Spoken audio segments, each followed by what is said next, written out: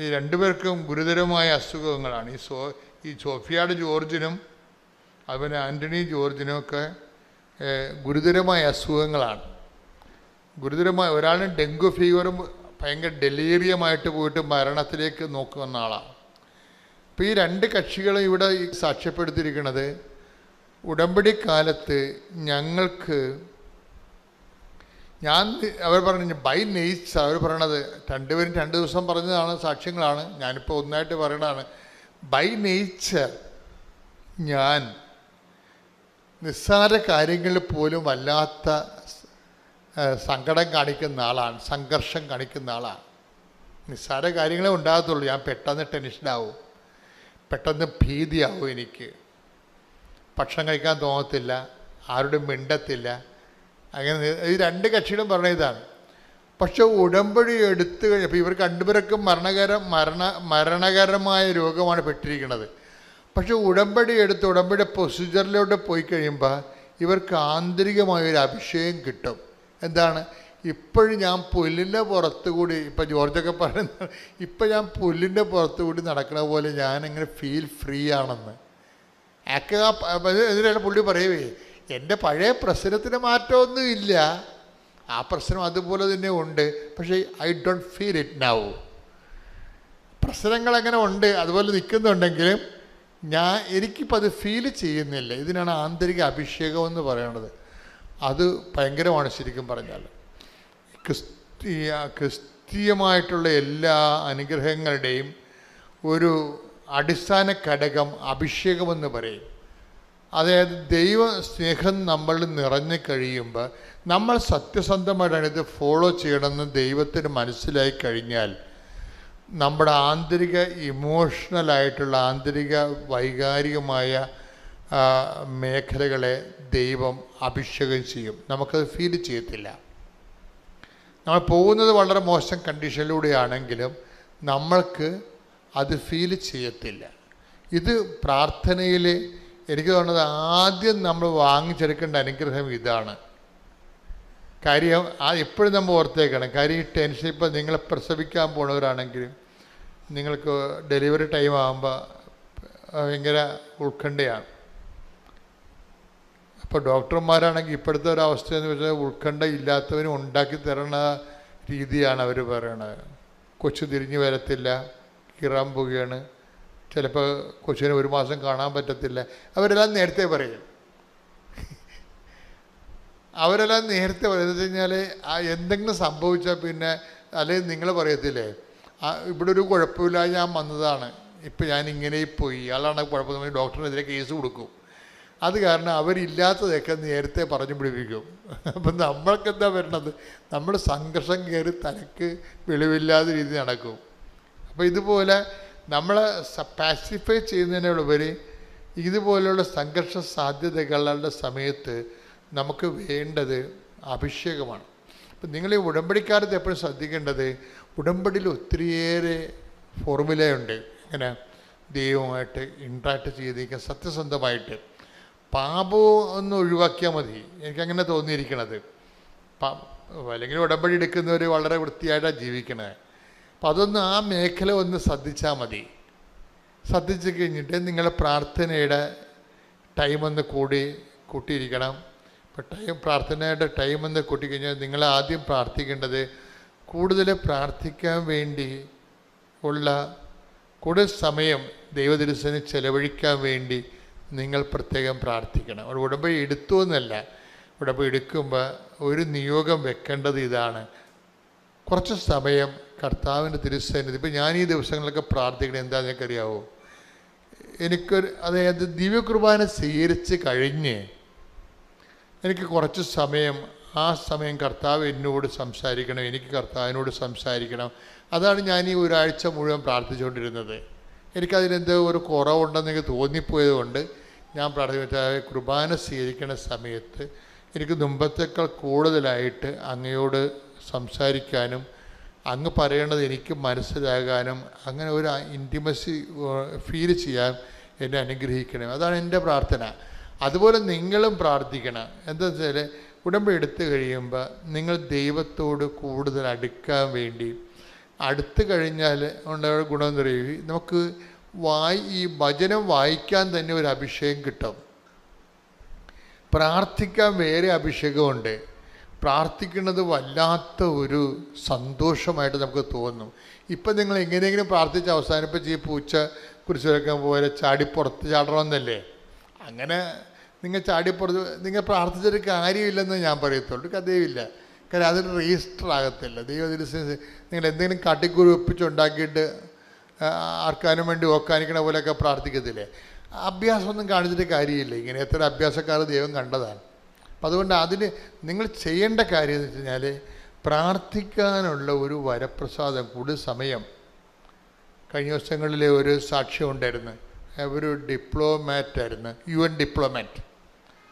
UN ഡിപ്ലോമാറ്റിൽ അവർക്ക് ജോലി കിട്ടാനുള്ള യാതൊരു സാധ്യതയുമില്ല. അവർ മലയാളി ലേഡിയാണ്. അവർ താമസിക്കുന്നത് വടക്കേ ഇന്ത്യയിലാണെങ്കിലും ഇപ്പോൾ UN ഡിപ്ലോമാറ്റിൽ അവർക്ക് ജോലി കിട്ടാനുള്ള അവരുടെ കോമ്പറ്റീറ്റീവ് ആയിട്ടുള്ള ഒപ്പോണൻസൊക്കെ വരണത് വല്ല ഇൻ്റർനാഷണൽ ലെവലിലുള്ള ആൾക്കാരാണ് വരണത്. അപ്പം അവരോട് കിടപിടിക്കുന്ന രീതിയിൽ ഇൻ്റർവ്യൂവിനെ പ്രസൻറ്റ് ചെയ്യാൻ, പെർഫോം ചെയ്യാൻ ഇവർക്ക് പറ്റണില്ല. അപ്പോൾ ഇവർ ആ കാര്യം അവളുടെ കഴിവ് കേടുകൾ അവളുടെ അമ്മ ഉടമ്പടി എടുത്തപ്പോൾ ഇവൾക്കൊരു കുഴപ്പമുണ്ട്. കാര്യം ഇവൾക്ക് അമ്മ എപ്പോഴും ഉടമ്പടിയെക്കുറിച്ചൊക്കെ പറയുന്നുണ്ടെങ്കിലും ഇവളത് അമ്മയോട് കുറച്ച് കാര്യമൊക്കെ ഉള്ളത് കാരണം അതോടെ ശ്രദ്ധിച്ച് കേൾക്കുമെന്നല്ലാതെ ഒന്നും അനുസരിക്കത്തില്ല, പ്രാർത്ഥിക്കത്തൊന്നുമില്ല. കേൾക്കും, ശരി എന്നൊക്കെ പറയും. കാരണം അമ്മയുമായിട്ട് ഇടിവെക്കാൻ കഴിയില്ല, അമ്മക്കൊരു വിഷമം ഉണ്ടാക്കാൻ കഴിയില്ല. പക്ഷേ ഇവൾക്ക് വിശ്വസിക്കത്തില്ല. ഇവള് അമ്മ പറഞ്ഞൊക്കെ കേൾക്കും, പക്ഷെ വിശ്വസിക്കത്തില്ല. അങ്ങനെ ഒരു വർഗമുണ്ട് കുറേ പേര്. പറയണ എല്ലാം കേൾക്കും, ഇപ്പം ഞാൻ പറയണേ കേൾക്കും, പക്ഷെ വിശ്വസിക്കത്തില്ല. അങ്ങനെ ഒരു ടൈപ്പാണ് ഇവള്. കാര്യം അവൾക്ക് പ്രത്യേകിച്ച് കാര്യമൊന്നുമില്ല. പത്താഴം പെറ്റ് ചക്കി കുത്തി അമ്മ വെച്ച് ഞാനുണ്ട്, നമുക്ക് കുഴപ്പമില്ലല്ല, ഭക്ഷണം കിട്ടണമല്ല. അതുകൊണ്ട് അവർക്ക് ദൈവത്തിനെ വേണമെന്ന് തോന്നണില്ല. ഇപ്പം ഈ കക്ഷിക്കൊരു കുഴപ്പമായി. ഇപ്പോൾ ഇവിടെ കോമ്പറ്റീറ്റീവ് സൈഡിലേക്ക് വന്നപ്പോൾ ഒപ്പോണൻസ് ഒത്തിരി പവർഫുള്ളാണ്. അത് ഇൻ്റർനാഷണൽ ഒപ്പോണൻസാണ് വരുന്നത്. പക്ഷേ മാതാവ് ഇവൾക്ക് ആ ജോലി കൊടുത്ത്. അത് ഭയങ്കര രസമാണ്. അവൾ എന്ത് ചെയ്ത്, അവളൊക്കെ അപ്പോഴ് അമ്മ ഉടമ്പടി എന്താണെന്ന് മനസ്സിലായി. ഇപ്പോഴെന്നാ പറ്റിയിരിക്കണത്, എന്നിട്ടവൾ ആ ഡിപ്ലോമാറ്റ് പ്രൊവിഷൻസി തന്നെ അവൾ ടിക്കറ്റ് എടുത്തിട്ട് ഇവിടെ വന്ന് സാക്ഷ്യം പറയാൻ വേണ്ടി മാത്രം ഇന്ത്യയിൽ വന്നു. എന്നിട്ട് തിരിച്ച് UN തിരിച്ചു പോയവരെ സാക്ഷ്യം പറയാൻ വേണ്ടി മാത്രം വന്നതാണ്. കാര്യം അവൾ പറയണ കാര്യം വെച്ച് കഴിഞ്ഞാൽ അത് ദൈവം എൻ്റെ കൂടെ നിന്നത് കൊണ്ടാണ് എനിക്ക് അങ്ങനെ എൻ്റെ വളരെ ഗുരുതരമായ ഒപ്പോണൻസ് ഉണ്ടെങ്കിലും എനിക്കതിനെ കവർ ചെയ്ത് കർത്താവിനെ പ്ലേസ് ചെയ്തെന്ന് പറയും. ഇപ്പോഴവളുടെ പ്രശ്നം വെച്ച് കഴിഞ്ഞാൽ അമ്മ പറയണത് അവൾ 4 മണിക്കൂറൊക്കെയാണ് ഇപ്പോൾ കർത്താവിൻ്റെ അടുത്ത് ഇരിക്കണമെന്ന്. ഈ UN ഡിപ്ലോമാറ്റ് ഇപ്പോൾ കർത്താവിൻ്റെ അടുത്ത് ഇരിക്കണത് 4 മണിക്കൂറേ ഒറ്റ സ്ട്രെച്ചിലേ. അപ്പം നമ്മളിപ്പോൾ നിങ്ങൾക്കിപ്പോൾ 4 മിനിറ്റ് പോലും ഇരിക്കാൻ പറ്റണില്ലല്ലോ. നിങ്ങൾ പ്രെയർ ടൈമിൽ കൂടുതൽ നേരം കർത്താവിൻ്റെ കൂടെ ഇരിക്കാൻ നിങ്ങൾക്ക് അനുഗ്രഹം കിട്ടിയാൽ ഈ ആൻ്റണി ജോർജിനും മറ്റേ സോഫിയ ജോർജിനും ഈ ആൻ്റണി ജോർജിനും ഉണ്ടായ ആ അനുഭവം നിങ്ങൾക്കുണ്ടാകും. എന്താണ്? ആന്തരിക അഭിഷേകം ഉണ്ടാകും. അത് പ്രെയറിന് മാത്രമേ തരാൻ പറ്റത്തുള്ളൂ. നമ്മുടെ ഈ പ്രെയർ എന്ന് പറയുമ്പോൾ ആന്തരിക അഭിഷേകം ഉണ്ടായിക്കഴിഞ്ഞാൽ ഈ നിസ്സാര കാര്യങ്ങളിൽ ഇപ്പോൾ ചില ആൾക്കാർ പെട്ടെന്ന് ടെൻസ്ഡായി പോലെ എല്ലാ വിഷയങ്ങളോടും ഒരു വേദി ഒക്കെ ഉണ്ടാകുമ്പോൾ കുഞ്ഞു കാര്യങ്ങളെ പോലും പെട്ടെന്ന് സങ്കടപ്പെടുന്ന സ്വഭാവമില്ലേ? അതിന് വേണ്ടത് ആന്തരിക സൗഖ്യമല്ല വേണ്ടത്, ആന്തരിക ഇന്നർ അനോയിൻറ്റിങ്ങാണ് വേണ്ടത്. ഇന്നർ അനോയിൻറ്റിങ് പ്രാർത്ഥനയുടെ ഒരു ഭാഗമാണ്. ആദ്യമായി തന്നെ ഞാൻ അമ്മയ്ക്കും ഉണ്ണീശോയ്ക്കും 1000 നന്ദി പറയുന്നു. അതുപോലെ തന്നെ സാക്ഷ്യം പറയാൻ താമസിച്ചതിനായി ഞാൻ മാപ്പ് ചോദിക്കുന്നു. എൻ്റെ അനുഭവ സാക്ഷ്യം, ഞാൻ കൃപാസനത്തെക്കുറിച്ച് അറിയുന്നത് എൻ്റെ വീട്ടിൽ ഒരു ആൻറ്റി എന്നോട് വന്ന് ഞാൻ എൻ്റെ മകൾക്ക് പഠിക്കാൻ ഭയങ്കര ബുദ്ധിമുട്ടായിരുന്നു. അങ്ങനെ ഞാൻ ആൻറ്റിയോട് ഇങ്ങനെ സംസാരിച്ച സമയത്താണ് ആൻറ്റി എന്നെ കൃപാസനത്തെ പറ്റി എന്നോട് പറഞ്ഞത്. അപ്പോൾ തന്നെ ആ ആൻറ്റി എന്നോട് പറയുകയുണ്ടായി, അമ്മ വിളിച്ചവരെ മാത്രമേ അമ്മയുടെ സന്നിധിയിൽ എത്രയും പെട്ടെന്ന് എത്തിക്കത്തുള്ളൂ, ഇല്ലെന്നുണ്ടെങ്കിൽ അമ്മയെക്കുറിച്ച് അറിഞ്ഞ് അമ്മയുടെ അടുത്ത് എത്തുവാൻ വേണ്ടി വളരെ കാലതാമസമെടുക്കും എന്നാണ് പറഞ്ഞത്. പക്ഷേ ഞാൻ കൃപാസനത്തെക്കുറിച്ച് അറിഞ്ഞ് 3-ാമത്തെ ദിവസം തന്നെ അമ്മ മാതാവ് എന്നെ ഈ കൃപാസനത്തിൽ കൊണ്ടുവന്ന് എത്തിച്ചു. ആദ്യമായി ഞാൻ 2023 മാർച്ച് 17-ാം തീയതിയാണ് ഉടമ്പടി എടുത്തത്. എൻ്റെ ആദ്യത്തെ സാക്ഷ്യം എൻ്റെ ഭർത്താവിൻ്റെ മദ്യപാനം മാറ്റുക എന്നതായിരുന്നു. 18 വർഷമായി എൻ്റെ ഭർത്താവിന് ഭയങ്കര മദ്യപാനമായിരുന്നു. വീട്ടിൽ സമാധാനമില്ലാത്ത അവസ്ഥയായിരുന്നു. പക്ഷേ എനിക്കിപ്പോൾ വളരെ സമാധാനമുണ്ട്. ഭർത്താവിൻ്റെ മദ്യപാനം പൂർണ്ണമായി മാറ്റുവാൻ സഹായിച്ചു. ഉടമ്പടി ഉപ്പും മാതാവിൻ്റെ എണ്ണയും നെറ്റിയിൽ പുരട്ടുമായിരുന്നു. ഉടമ്പടി തൈലവും പുരട്ടിയാണ് സൗഖ്യം ലഭിച്ചത്. അതുപോലെ തന്നെ രണ്ടാമതായി സാക്ഷ്യം പറയേണ്ടത്, എൻ്റെ മകന് 12 മകൻ്റെ പേര് ജോബിൻ. 12 വയസ്സ് അവനുള്ളപ്പോൾ അവന് കരൾ സംബന്ധമായ ഒരു അസുഖമുണ്ടായി. ഫാറ്റി ലിവറാണ്. അത് ഞങ്ങൾ കണ്ട സമയത്ത് തന്നെ ഏകദേശം 92% വ്യാപിച്ചിരുന്നു. അപ്പോൾ ഡോക്ടേഴ്സ് തന്നെ പരസ്പരം അവർ പറയുകയുണ്ടായി, ഇത് എങ്ങനെയാണ് സംഭവിച്ചത് എന്ന് അവർക്ക് പോലും അത് അറിയില്ല. അവർ പരസ്പരം പല ഡോക്ടർമാരുമായിട്ടും അവരിങ്ങനെ സംസാരിക്കുകയാണ്, എങ്ങനെ ഇത് സംഭവിച്ചു, ഇത്രയും കുഞ്ഞു കുട്ടിക്ക് പിന്നെ ഈ 92% വരെ ഫാറ്റി ലിവർ എങ്ങനെ സംഭവിച്ചു എന്നുള്ളത് അറിയില്ല എന്ന് അവർ ഞങ്ങളോട് ചോദിക്കുകയാണ്, ഇതെങ്ങനെ സംഭവിച്ചു, മെഡിസിൻ കൂടുതൽ കഴിക്കുമായിരുന്നു എന്നൊക്കെ എന്നോട് ചോദിച്ചു. പക്ഷേ അങ്ങനെ അതുവരെ ആ പ്രായം വരെ അവനങ്ങനെ ഒരു പനി പോലും വലുതായി വന്ന് എനിക്കറിയത്തില്ലായിരുന്നു.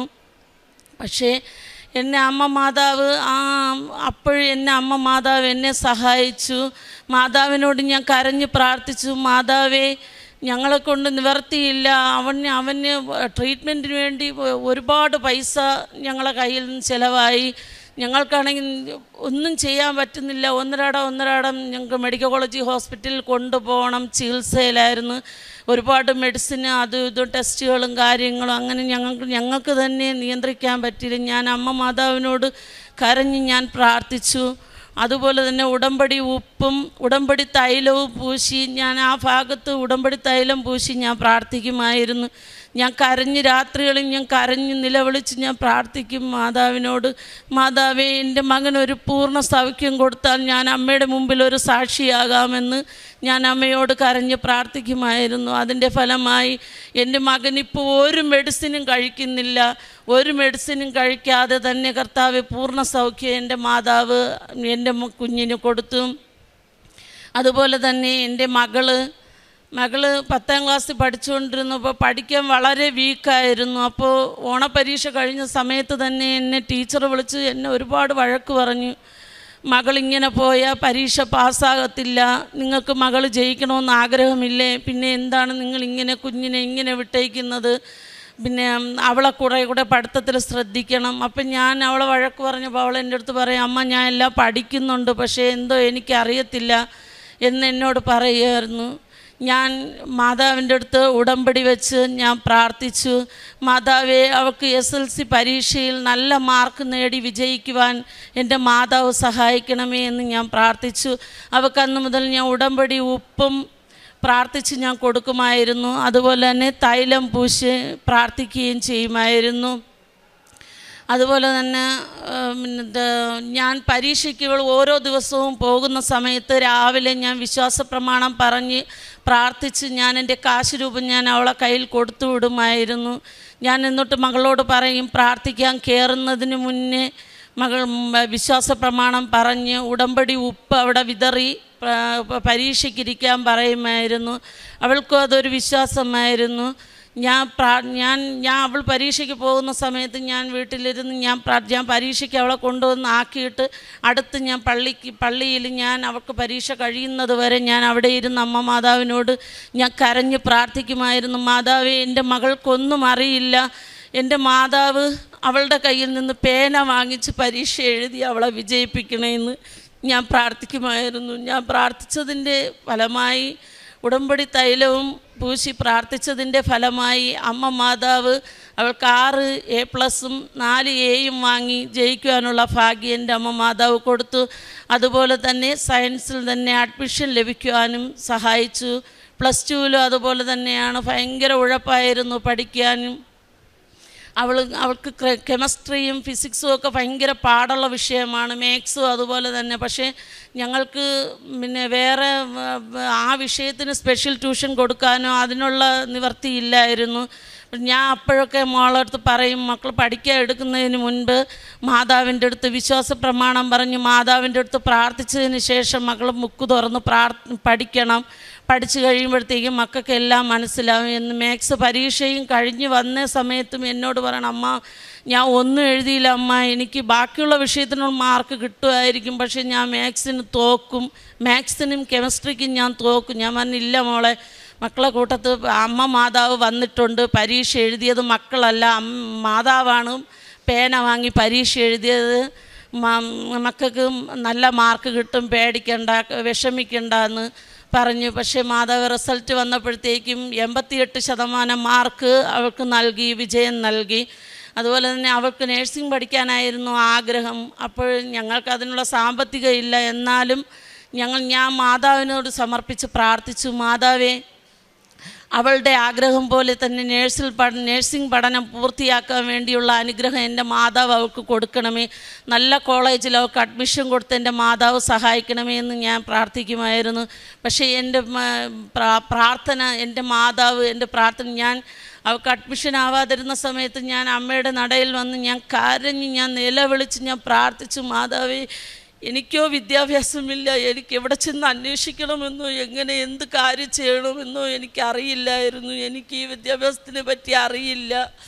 ഞാൻ എൻ്റെ അമ്മ മാതാവിനോട് പറഞ്ഞു, മാതാവേ, എനിക്കിതിനെ പറ്റി ഒന്നും അറിയില്ല മാതാവേ. മാതാവ് തന്നെ മുൻപിൽ നിന്ന്, മാതാവേ, എൻ്റെ മകൾക്ക് കോളേജിൽ ഒരു അഡ്മിഷൻ വാങ്ങിച്ചു തരാൻ ഞാൻ മാതാവിനോട് കരഞ്ഞ് പ്രാർത്ഥിച്ച സമയത്ത് മാതാവ് ഞങ്ങൾക്ക് അതുപോലെ തന്നെ ഞങ്ങൾ വിചാരിച്ചതുപോലെ ഒരു കോളേജിൽ ഞങ്ങൾക്ക് അഡ്മിഷൻ വാങ്ങിത്തന്നു. അവളിപ്പോൾ നേഴ്സിംഗ് പഠിക്കുകയാണ്. അതുപോലെ തന്നെ അടുത്ത സാക്ഷ്യം, മകൾക്ക് ഈ ഇടയ്ക്ക് കഴിഞ്ഞ മാസം 8-ാം തീയതി മകൾക്ക് സുഖമില്ലാതായി. സൈനറ്റൈസ് എന്നാണ് ആദ്യം പറഞ്ഞത്. അതിന് ട്രീറ്റ്മെൻറ്റ് തുടങ്ങി 2 നാൾ കഴിഞ്ഞപ്പോൾ അവൾക്ക് ഭയങ്കര അതികഠിനമായ വയറുവേദന. ഈ വയറുവേദന വന്ന് അടുത്ത് വയറുവേദനയ്ക്ക് സ്കാൻ ചെയ്തപ്പോൾ പറയുന്നു അപ്പൻഡിക്സാണ്, അത് ഒരുപാട് വളർന്നു പോയി, എത്രയും പെട്ടെന്ന് അത് സർജറി ചെയ്യണം എന്ന് പറയുകയുണ്ടായി. പക്ഷേ അടുത്ത് സർജറി ചെയ്യാൻ വേണ്ടി തുടർന്ന് എം ആർ ഐ സ്കാനിങ് എടുക്കുകയും CT എടുക്കുകയും ചെയ്ത സമയത്ത് ഞാൻ അവളെ സ്കാനിങ്ങിന് കൊണ്ടുപോകുന്ന സമയത്തും സ്കാനിങ്ങിന് കയറ്റിയ സമയത്തും ഞാൻ മാതാവിൻ്റെ ഉടമ്പടി തൈലം നെറ്റിയിലും വയറിലും പൂശി ഞാൻ പ്രാർത്ഥിച്ചു. എൻ്റെ മകൾക്ക് ഒഴിക്കാൻ പോലും വയ്യാത്ത അവസ്ഥയായിരുന്നു, ഒത്തിരി ക്ഷീണിച്ച അവസ്ഥയിലായിരുന്നു മകള്. ഇതുവരെ അവൾ ഒരു അസുഖവും വന്നാൽ അങ്ങനെ കിടന്ന് ഞാൻ കണ്ടിട്ടില്ല. ചുരുണ്ടുകൂടി അവൾ ഒരേ കിടക്ക, കാല് പോലും അവൾക്ക് വലിച്ചു നീട്ടാനോ ഒന്നിനും പറ്റാത്ത അവസ്ഥ, ചുരുണ്ട് കിടക്കുമായിരുന്നു. ഞാൻ അവളെ സ്കാനിങ്ങിന് കയറ്റിയ സമയത്ത് ഞാൻ മാതാവിനോട് പ്രാർത്ഥിച്ച് ഞാൻ പുറത്തിരുന്ന് ജപമാല പറയുകയായിരുന്നു. അവളുടെ കയ്യിൽ കാശ് രൂപവും കൊടുത്ത് ഉടമ്പടി തൈലവും പൂശി ഞാൻ അവളെ സ്കാനിങ് റൂമിലോട്ട് പറഞ്ഞു വിട്ടു. തിരിച്ച് വന്നു. വൈകുന്നേരമായപ്പോൾ സ്കാനിങ്ങിൻ്റെ റിസൾട്ട് കിട്ടിയപ്പോൾ ഞാൻ മാതാവിനോട് കരഞ്ഞ് ഞാൻ പ്രാർത്ഥിച്ചുകൊണ്ടിരിക്കണം, മാതാവേ, ഒരു കുഴപ്പവും ഉണ്ടാകരുതേ, അവളുടെ ദേഹത്ത് അവളുടെ ശരീരത്തിൽ ഒരു കത്തി വയ്ക്കാനുള്ള ഒരു ഓപ്പറേഷൻ ചെയ്യാനുള്ള എൻ്റെ മാതാവ് വയ്ക്കരുതേ മാതാവേ, ഞാൻ അമ്മയുടെ മുമ്പിൽ വന്ന് സാക്ഷി പറയാം എന്ന് പറഞ്ഞ് ഞാൻ ഇങ്ങനെ പ്രാർത്ഥിക്കുകയുണ്ടായി. വൈകുന്നേരം റിസൾട്ട് വന്നപ്പോൾ പറഞ്ഞു ഒരു കുഴപ്പവുമില്ല, മകൾക്ക് ഉണ്ടായിരുന്ന ആ കണ്ട അപ്പൻഡിക്സ് അത് ചുരുങ്ങി ആ ഭാഗത്ത് ഒന്നുമില്ല എന്നാണ് അവർ പറഞ്ഞത്. അത് ഇത്രയും വലിയ അനുഗ്രഹം തന്ന അമ്മ മാതാവിന് 1000 നന്ദി ഞാൻ പറയുന്നു. അതുപോലെ തന്നെ ഞാനിവിടെ മകൾക്ക് അഡ്മിഷൻ്റെ സമയത്ത് ഞാനിവിടെ വന്ന് ഞാൻ കരഞ്ഞ് ഞാൻ പ്രാർത്ഥിക്കുന്ന സമയത്ത് എൻ്റെ അമ്മ മാതാവിൻ്റെ അനുഗ്രഹം എനിക്കുണ്ടായി. ഞാൻ മുല്ലപ്പൂവിൻ്റെ മണം കൊണ്ട് നിറഞ്ഞ് ഞാൻ കരഞ്ഞ് കണ്ണുനീരോടെ ഞാൻ പ്രാർത്ഥിക്കുകയായിരുന്നു. കാരണം എന്നെ സഹായിക്കാൻ ആരുമില്ലാത്ത അവസ്ഥ, എനിക്കിതിനെപ്പറ്റി അറിഞ്ഞുകൂടാ, അത് പറഞ്ഞു തരാൻ ആരുമില്ലാത്ത അങ്ങനത്തെ ഒരു അവസ്ഥയായിരുന്നു. ഞാൻ അങ്ങനെ മാതാവിനോട് കരഞ്ഞ് പ്രാർത്ഥിച്ച സമയത്ത് മാതാവ് എൻ്റെ അടുത്ത് വന്ന് എന്നെ ആശ്വസിപ്പിച്ചു, എന്നെ സമാധാനിപ്പിച്ചു.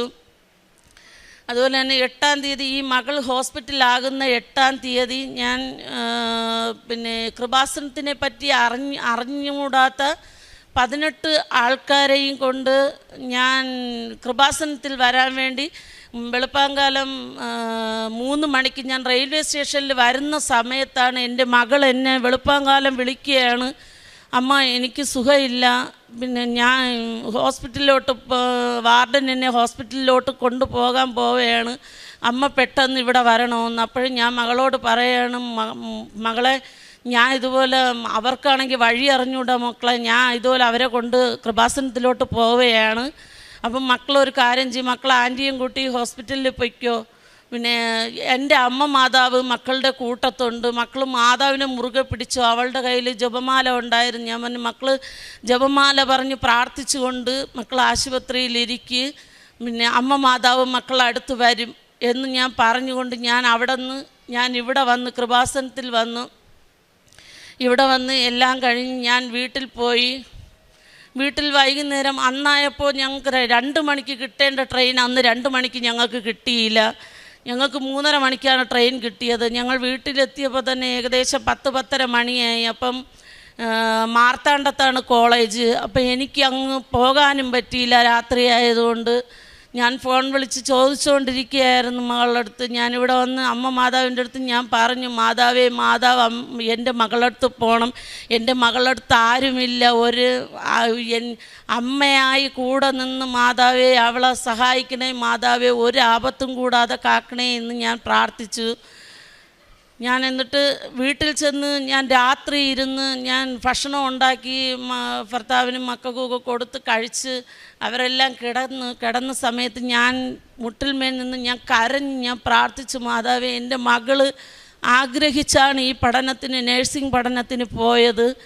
പക്ഷേ എൻ്റെ മകൾ പോയി 1 മാസം ആകുന്നതിന് മുന്നേ തന്നെ എൻ്റെ മകൾക്ക് ഇങ്ങനെ ഒരു അസുഖം എന്നുവെച്ചാൽ എൻ്റെ മകൾ ഫോൺ വിളിച്ച് സംസാരിച്ചപ്പോൾ തന്നെ സംസാരിക്കാൻ വയ്യ മകൾക്ക്. അപ്പോൾ എനിക്ക് ഭയങ്കര ഒരു പ്രയാസമായിപ്പോയി. ഞാൻ ഇങ്ങനെ കരഞ്ഞ് ഞാൻ പ്രാർത്ഥിച്ചുകൊണ്ടിരുന്ന സമയത്ത് അമ്മ മാതാവ് എൻ്റെ അടുത്ത് വന്നിരിക്കുന്ന അനുഭവം എനിക്കുണ്ടായി. ഞാൻ അമ്മ മാതാവിനോട് അപ്പോഴും ഞാൻ ചോദിക്കുകയാണ്, മാതാവേ ഞാൻ അമ്മയുടെ മുൻപിൽ അമ്മയെ അറിയാത്ത 18 പേരെ കൊണ്ട് ഞാൻ വന്നതാണ് മാതാവേ, എന്നിട്ടും മാതാവ് എന്നോട് എന്താ മാതാവേ ഇങ്ങനെ ഞാൻ ചോദിച്ചപ്പോഴാണ് മാതാവ് എന്നോട് പറയുന്നത്, അവളുടെ ഉള്ളിലുള്ള അസുഖം അത് പുറത്ത് കാണിച്ചു തന്നതാണ് എന്ന് പറയാനിടയായി. ഞാൻ പിറ്റേന്ന് രാവിലെ ഞാൻ ഹോസ്പിറ്റലിൽ പോയി. അന്ന് മുതൽ ഞാൻ ഉടമ്പടി തൈലം അവളുടെ ദേഹത്തും തലയിൽ നെറ്റിയിലും വയറിലും ഞാൻ പുരട്ടി ഞാൻ പ്രാർത്ഥിച്ചു. അതുപോലെ തന്നെ ഉടമ്പടി ഉപ്പും പ്രാർത്ഥിച്ച് ഞാൻ അവൾക്ക് കൊടുത്തു. അതിൻ്റെ ഫലമായി അവൾക്ക് നല്ല സൗഖ്യം ലഭിച്ചു. സൗഖ്യം കൊടുത്ത അമ്മ മാതാവിന് 1000 നന്ദി പറയുന്നു. അതുപോലെ തന്നെ പ്രേക്ഷിത പ്രവർത്തനമായി ഞാൻ കൃപാസന പത്രം വാങ്ങി ഞാൻ ആശുപത്രികളിലാണ് കൊണ്ടു കൊടുക്കാറ്. നെയ്യാറ്റിങ്കര ഹോസ്പിറ്റൽ, മെഡിക്കൽ കോളേജ്, വിഴിഞ്ഞം, ഈ ഹോസ്പിറ്റലുകളിലൊക്കെ ഞാൻ കൊണ്ടു കൊടുക്കാറുണ്ട്. ഞാൻ ഓരോരുത്തർക്കും പത്രം കൊടുത്തിട്ട് ഞാൻ പറയും, നിങ്ങൾ ഈ പത്രം വായിച്ചു കഴിഞ്ഞ് ഉപേക്ഷിക്കരുത്, നിങ്ങൾ വായിച്ചു കഴിഞ്ഞ് ഇത് അടുത്ത ഒരാളിന് കൈമാറാനാണ് ഞാൻ പറയുന്നത്. കൈമാറുക, ഒരിടവും അലക്ഷ്യമായി എറിയരുത്. നിങ്ങൾ വിശ്വാസത്തോടെ പ്രാർത്ഥിക്കുക. നിങ്ങൾ പ്രാർത്ഥിച്ചാൽ, വിശ്വാസത്തോടെ പ്രാർത്ഥിച്ചാൽ നിങ്ങൾക്ക് രക്ഷ പ്രാപിക്കാമെന്ന് ഞാൻ ഇങ്ങനെ പറയുമായിരുന്നു. ഞാൻ വിശ്വാസ പ്രമാണം പറഞ്ഞ് പ്രാർത്ഥിച്ചാണ് ഞാൻ കൊടുക്കുന്നത്. അതിൻ്റെ കൂട്ടത്തിൽ തന്നെ എൻ്റെ മക്കളും എൻ്റെ കൂട്ടത്ത് വരും. പ്രേക്ഷിത പ്രവർത്തനത്തിനായി ഞാൻ പോകുമ്പോൾ എൻ്റെ മക്കൾ എൻ്റെ കൂട്ടത്ത് വരും. അവരും വിശ്വാസ പ്രമാണം പറഞ്ഞ് അവർ പത്രം കൊടുക്കാറുണ്ട്. അതുപോലെ തന്നെ എന്നെക്കൊണ്ട് കഴിയുന്ന രീതിയിൽ ഞാൻ രോഗികളെ സഹായിക്കാറുണ്ട്. പിന്നെ വൃദ്ധസദനങ്ങൾ സന്ദർശിക്കാറുണ്ട്. അവർക്ക് വസ്ത്രമായാലും ഭക്ഷണത്തിനുള്ള എന്തെങ്കിലും സഹായമായാലും എന്നെക്കൊണ്ട് കഴിയുന്ന രീതിയിൽ ഞാൻ ചെയ്യാറുണ്ട്. മാസത്തിലൊരിക്കൽ ഞാൻ കൃത്യമായി കുമ്പസാരിക്കാറുണ്ട്. എല്ലാ ഞായറാഴ്ചകളിലും ഞാൻ കുർബാനയിൽ പങ്കെടുക്കാറുണ്ട്. ഇത്രയും അനുഗ്രഹങ്ങൾ എനിക്ക് ചെയ്തു തന്ന അമ്മ മാതാവിന്, ഉണ്ണി ഈശോയ്ക്കും 1000 നന്ദി പറഞ്ഞുകൊണ്ട് ഞാൻ സാക്ഷി നിർത്തുന്നു. പരിശുദ്ധ അമ്മയ്ക്കും തിരുക്കുമാരനും 1000 നന്ദി. എൻ്റെ പേര് അനുപ്രിയ, ഞാൻ കണ്ണൂരിൽ നിന്ന് വരുന്നു. ഞാൻ ഉടമ്പടി എടുത്തത് ഫെബ്രുവരി 5-ാം തീയതിയാണ് 2025. ഞാനൊരു നേഴ്സാണ്. ഞാൻ 2019 നേഴ്സിംഗ് കഴിഞ്ഞതാണ്. അപ്പം തൊട്ട് OET ആയിട്ട് ട്രൈ ചെയ്യുന്നുണ്ട്. കൊന്ത ചൊല്ലി പ്രാർത്ഥിച്ച് നേടിയതാണ് നേഴ്സിംഗ് ഫുള്ള് ഞാൻ കംപ്ലീറ്റ് ചെയ്തത്. OET ഞാൻ 6 പ്രാവശ്യം എഴുതിയിട്ടാണ് എനിക്ക് കിട്ടിയത്. 2 പ്രാവശ്യം എഴുതി കിട്ടിയില്ല. 3-ാമത്തെ പ്രാവശ്യം എഴുതുന്നതിന് മുമ്പ് എന്നോട് ആൻറ്റി പറഞ്ഞു കൃപാസനത്തിൽ വരണമെന്ന്. അപ്പോൾ വരാൻ പറ്റിയില്ല. ഓൺലൈനായിട്ട് ഉടമ്പടി എടുത്തു. അത് കഴിഞ്ഞ് അതിനും കിട്ടിയില്ല. 4-ാമത്തെ പ്രാവശ്യം ഞാൻ മാവേലിക്കരയിൽ ഒരു ഇൻസ്റ്റിറ്റ്യൂഷനിൽ വന്ന് പഠിച്ചു. അപ്പം എല്ലാവരും കൃപാസനത്തിലെ പ്രാർത്ഥനകളും എല്ലാം ചെല്ലുന്നുണ്ടായിരുന്നു. അപ്പം ഞാനിവിടെ വന്ന് ഉടമ്പടി എടുത്തു. എക്സാമിന് മുമ്പ് അച്ഛനെ കാണാൻ പറ്റി. അച്ഛൻ്റെ കൈവയ്പ്പ് ശുശ്രൂഷ കിട്ടി. അത് 2022-ലാണ്. ഡിസംബറിൽ ഞാൻ പരീക്ഷ എഴുതി. ആ പരീക്ഷയിൽ എനിക്ക് 2 സബ്ജക്റ്റ് കിട്ടി. റൈറ്റിങ്ങിന് എനിക്ക് അത്യാവശ്യം എനിക്ക് കോൺഫിഡൻസ് ഉണ്ടായിരുന്നു. എക്സാം പേപ്പർ കിട്ടിയപാടെ ഞാൻ എഴുതാൻ തുടങ്ങി. എല്ലാം കഴിഞ്ഞ് 10 മിനിറ്റ് മുമ്പ് ഞാൻ എഴുതി കഴിഞ്ഞ് പേപ്പർ നോക്കുമ്പോഴാണ് എഴുതിയത് മാറിപ്പോയി എന്ന് മനസ്സിലാക്കിയത്. ആ 10 മിനിറ്റ് കൊണ്ട് ഞാൻ മാറ്റി എഴുതി. ദൈവസഹായത്താൽ എനിക്കതിനെ B കിട്ടി. സ്പീക്കിങ്ങും എനിക്ക് പേടിയായിരുന്നു. സ്പീക്കിങ്ങിനും എനിക്ക് നന്നായിട്ട് പറയാൻ പറ്റി. ഇൻവിജിലേറ്റർ നന്നായിട്ട് സപ്പോർട്ട് ചെയ്ത് മാതാവിൻ്റെ അനുഗ്രഹം കൊണ്ടും എനിക്കത് B കിട്ടി. അതിന് 2-നും ഞാൻ എക്സാമിന് പോയപ്പോൾ മാതാവിൻ്റെ കാശുരൂപം കഴുത്തിൽ ധരിച്ചിട്ടുണ്ടായിരുന്നു. ഉടമ്പടി തൈലവും ഉപ്പും എല്ലാം ഇട്ടിട്ടാണ് ഞാൻ പോയത്. അത് കഴിഞ്ഞപ്പോൾ എൻ്റെ കസിന് ന്യൂസിലൻഡിന് ക്ലബിംഗ് സ്കോർ പറ്റുമെന്ന് പറഞ്ഞു. അത് കാരണം ഞാൻ ന്യൂസിലൻഡിന് ക്ലബിംഗ് വെച്ചു. എനിക്ക് 2 സബ്ജക്റ്റേ കിട്ടിയുള്ളൂ. എന്നാലും 2 സബ്ജക്റ്റ് വെച്ചിട്ട് എനിക്ക് എഴുതി കിട്ടും, മാതാവുണ്ട് എന്ന മാതാവ് എന്നെ സഹായിക്കുമെന്ന പ്രതീക്ഷയിൽ ഞാൻ ന്യൂസിലൻഡ് പ്രോസസ്സിങ് സ്റ്റാർട്ട് ചെയ്തു. അത് കഴിഞ്ഞ് ഞാൻ 2 എക്സാം എഴുതി. അതിലെനിക്ക് റീഡിങ് കിട്ടി. റീഡിങ് എനിക്ക് എ പാർട്ട് പൊതുവേ ഒന്നും കിട്ടാത്തതാണ്. പക്ഷേ എനിക്ക് 20-20 പെട്ടെന്ന് തന്നെ കിട്ടി. കംപ്ലീറ്റ് ചെയ്യാൻ സാധിച്ചു. ബാക്കി B പാർട്ടും C പാർട്ടും അതിനെനിക്ക് റീഡിങ്ങിന് മാത്രമേ കിട്ടിയുള്ളൂ. പിന്നെ ഞാൻ എഴുതി ലിസണിങ്. അങ്ങനെ 6 പ്രാവശ്യം എഴുതി OET കംപ്ലീറ്റ് ചെയ്തു. അത് OET കിട്ടിക്കഴിഞ്ഞപ്പം കുറച്ച് കോൺഫിഡൻസ് ആയി. എൻ്റെ രീതിയിലാണ് കിട്ടിയെന്നുള്ള രീതിയിൽ പിന്നെ ഞാൻ ഉടമ്പടി ഉഴപ്പി. പ്രാർത്ഥനയും കാര്യങ്ങളൊന്നും ഇല്ലായിരുന്നു. പപ്പ പറയുമായിരുന്നു എന്നോട് എപ്പോഴും, നീ മാതാവിൻ്റെ കാലെ പിടിച്ചുകൊണ്ടാണ് നിനക്ക് OET കിട്ടിയതെന്ന്. പിന്നെ ഇപ്പം എന്താ മാതാവിന് വേണ്ടതെന്ന് ചോദിക്കുമായിരുന്നു എപ്പോഴും. ന്യൂസിലൻഡ് പ്രോസസ്സിങ് സ്റ്റാർട്ട് ചെയ്ത് DL ഞാൻ കൊടുക്കുന്ന സമയം വരെ 2 ആഴ്ച കൊണ്ടിരിക്കുന്ന DL ഞാൻ കൊടുത്തു കഴിഞ്ഞപ്പോൾ 3 മാസമായി. 3 മാസം കഴിഞ്ഞ് 1 ഇയർ എടുത്തു എനിക്ക് പ്രോസസ്സിങ് കഴിഞ്ഞ് ഞാൻ പോയി. 2024 ഏപ്രിലിൽ ഞാൻ ന്യൂസിലൻഡിന് പോയി. ന്യൂസിലൻഡിന് എൻ്റെ ചേച്ചി ഉണ്ടായിരുന്നു, കസിൻ ചേച്ചിയുടെ അടുത്ത് പോയി. മെയിലായിരുന്നു എനിക്ക് ക്ലാസ്. ക്യാപ്പ് പ്ലസ് ഓസ്കി 15 ദിവസത്തെ ആയിരുന്നു. ഞാൻ അവിടെ ചെന്ന് എയർപോർട്ടിൽ എല്ലാവരും കൂടെ ചെല്ലുമ്പോഴാണ് അവർക്ക് എല്ലാവർക്കും പരസ്പരം അറിയാം. അപ്പോൾ അവർ എന്നോട് ചോദിച്ചു, നീ പുതിയതാണോ വേറെ എവിടുന്നെങ്കിലും വന്നതാണോ എന്ന് ചോദിച്ചു. അപ്പോഴാണ് അറിയുന്നത് അവർക്ക് 2 മാസമായിട്ട് ഓസ്കിയുടെ ക്ലാസ് കിട്ടുന്നുണ്ടായിരുന്നു. ഞാൻ ഇതുവരെ ഒരു ക്ലാസ്സും അറ്റൻഡ് ചെയ്തില്ല. അപ്പോൾ എനിക്ക് ചെറിയ ടെൻഷനുണ്ട്. പിന്നെ എനിക്കവർ കോച്ചിങ് തന്നു, പേഴ്സണലായിട്ട് തന്നു. പക്ഷേ ആ മാഡം എനിക്ക് പറഞ്ഞു, നിനക്ക് എന്തായാലും കിട്ടാൻ പോകുന്നില്ല ഓസ്കി ഫസ്റ്റ് അറ്റംപ്റ്റിൽ, 2ാമത്തെ അറ്റംപ്റ്റിൽ നോക്കാം, നീ എന്തായാലും പോയി എഴുതുമെന്ന് പറഞ്ഞു. പക്ഷേ ഞാൻ ലൈറ്റിൽ ക്യാൻഡിൽ പ്രയർ ഇട്ട് പ്രാർത്ഥിച്ചു. മാതാവിൻ്റെ ഒറ്റ സഹായത്താൽ എനിക്ക് ഫസ്റ്റ് അറ്റംപ്റ്റിൽ ഓസ്കി പാസ്സാവാൻ സാധിച്ചു. 3 പ്രാവശ്യം എഴുതി. 2-3 മാസമായിട്ട് ട്രെയിൻ ചെയ്തവർക്ക് കിട്ടാത്ത ഇത് എനിക്ക് കിട്ടി. മാതാവിൻ്റെ ഒറ്റ അനുഗ്രഹത്തിലാണ്. പിന്നെ ഞാനത് 9 മാസം അവിടെ നിന്നു ന്യൂസിലൻഡിൽ. ജോലി കിട്ടിയില്ല. അവിടെ ചെന്നപ്പം ന്യൂസിലൻഡിൽ ക്രൈസിസ് ആയതുകൊണ്ട് ജോലിയൊന്നും കിട്ടുന്നില്ലായിരുന്നു. ചേച്ചി ഉണ്ടായിരുന്നു കൊണ്ട് ചേച്ചിയുടെ വീട്ടിൽ നിന്ന് 9 മാസം. ജനുവരി വന്നു. പിന്നെ അവിടെ നിന്ന സമയത്ത് പള്ളിയിൽ എന്നും പോകുമായിരുന്നു. എൻ്റെ കൂടെ അവിടെ ചേച്ചി നിൽക്കുന്നുണ്ടായിരുന്നു. ആ ചേച്ചി ഇവിടെ കൃപാസനത്തിൽ വന്നൊരു സാക്ഷ്യം പറഞ്ഞ ചേച്ചിയാണ്. ഞാനും ചേച്ചി എന്നും പള്ളിയിൽ പോകുമായിരുന്നു. ഞങ്ങൾക്ക് പത്രങ്ങളൊന്നും കിട്ടില്ലായിരുന്നു അവിടെ. അത് കാരണം ഞങ്ങൾ മാതാവിൻ്റെ ഫോട്ടോ പ്രിൻ്റ് എടുത്ത് പുറകിൽ പ്രത്യക്ഷീകരണ പ്രാർത്ഥന ഇംഗ്ലീഷിൽ ടൈപ്പ് ചെയ്ത് ഞങ്ങളവിടെ ഉള്ളവർക്കെല്ലാം പള്ളിയിൽ പോകുന്ന എല്ലാവർക്കും കൊടുക്കുമായിരുന്നു. അവരോട് ഇത് കൂടുതൽ പറഞ്ഞറിയിക്കാൻ ഞങ്ങൾക്ക് സാധിച്ചു. ഞാൻ ജനുവരി വന്നു കഴിഞ്ഞിട്ട് ഇവിടെ നാട്ടിലെവിടെയും കയറാൻ നോക്കിയിട്ട് എവിടെയും കിട്ടുന്നില്ലായിരുന്നു. 1 ഇയർ ഗ്യാപ്പായെന്നും പറഞ്ഞിട്ട് പിന്നെ മാതാവിൻ്റെ അനുഗ്രഹത്താൽ എനിക്ക് കണ്ണൂരിൽ ഒരു ഗവൺമെൻറ് മെഡിക്കൽ കോളേജിൽ ഡെയിലി വേജിന് കിട്ടി. അതിനിടയ്ക്ക് എനിക്ക് ഇൻ്റർവ്യൂ ഞാൻ അപ്ലൈ ചെയ്യുന്ന ഒക്കെ റിജക്ഷൻ ആയിരുന്നു വരുന്നത്. ന്യൂസിലൻഡിനായാലും ഓസ്ട്രേലിയക്കായാലും ചെയ്യുന്നുണ്ടായിരുന്നു. ഏപ്രിൽ അവസാനം എനിക്കൊരു ഇൻ്റർവ്യൂ കിട്ടി. 2 ഇൻ്റർവ്യൂ ഉണ്ടായിരുന്നു. 2 ഇൻ്റർവ്യൂ കിട്ടി സെപ്പറേറ്റ്. ഒരു ഇൻ്റർവ്യൂ എനിക്ക് കോൺഫിഡൻസ് ഉണ്ടായിരുന്നു, പക്ഷേ അതെനിക്ക് കിട്ടിയില്ല. രണ്ടാമത്തെ ഇൻ്റർവ്യൂ അവർക്ക് സാറ്റിസ്ഫൈഡ് ആണ്, പക്ഷേ അവർക്ക് ഓവർസീസ് എംപ്ലോയീസിനെ എടുക്കാൻ താല്പര്യമില്ല, ഓസ്ട്രേലിയയിലുള്ളവർ എടുക്കാനാണ് താല്പര്യമെന്ന് പറഞ്ഞു. ഞാനത് ഉപേക്ഷിച്ചിട്ടതാണ്. പിന്നെ ഞാൻ ഒരിക്കലും കൈവിട്ടിട്ടില്ല. ഞാൻ എൻ്റെ ജോലിക്ക് പോകുമ്പോഴും ജോലി സ്ഥലത്തായിരിക്കുമ്പോഴും കൊന്ത ചെല്ലുമായിരുന്നു. പേഴ്സണലായിട്ട് കൊന്ത ചെല്ലുമായിരുന്നു. സന്ധ്യാപ്രാർത്ഥന ഒരിക്കലും മുടക്കിയിട്ടില്ല.